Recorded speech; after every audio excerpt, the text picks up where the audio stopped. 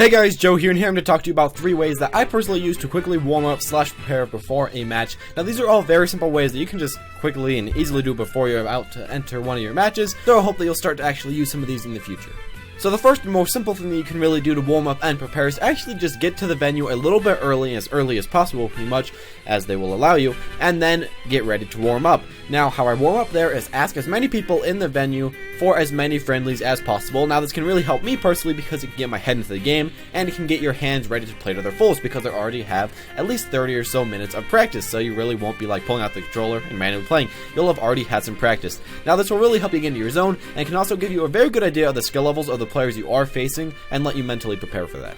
So the next thing is not mental, but actually physical, and that is you should physically be warming your hands at least a little bit if you are getting into playing some games. If you're playing with very cold and chilled hands, then you will actually have them being tensed up, and your reaction time / control of the controller will actually get a little bit worse, even though you are the same person. Now, this could also lead to some mistakes, or just bother you a little bit and decrease exactly how well you are playing, even if it's at least by a small margin, but that small margin can make you win or lose a match. There are many ways that you can easily warm up your hands before a game, which you can do way before a game or just right before it, which could be just by simply rubbing them together, having hand warmers, or just putting them in above room temperature water.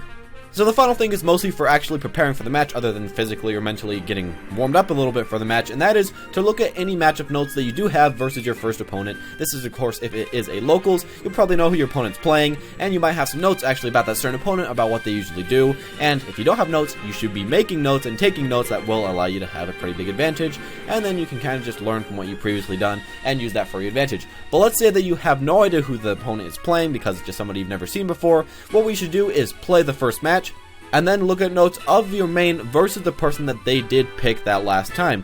Now, this is essentially if the opponent picked Mega Man that last game, look at notes of your main versus Mega Man, which you should have written down on your iPod or your phone or whatever you have, or even a notepad. Now, one thing about this is do this very quickly and do it just to refresh your memory and just kind of tell yourself exactly what you should be doing and how you should change your gameplay a little bit and kind of think about it, but don't be a bother and don't spend a ton of time. If you're spending more than a minute on this, then you really should try to speed up and just make sure you have the most important stuff written down and not every single thing about the matchup. But let's say your opponent just keeps switching up their character and you really have no idea who they will pick in the future. Then what you should do is just look over some very basic notes and basic techniques of your characters. Look at some basic tips about how to play your character and just refresh your mind before the matches do happen. Maybe think about some stuff that you usually do wrong and try to not do that in the next game. This will kind of just help you remember / apply a lot of these tips in the game that you may have otherwise forgotten or may have otherwise not happened to use in that game.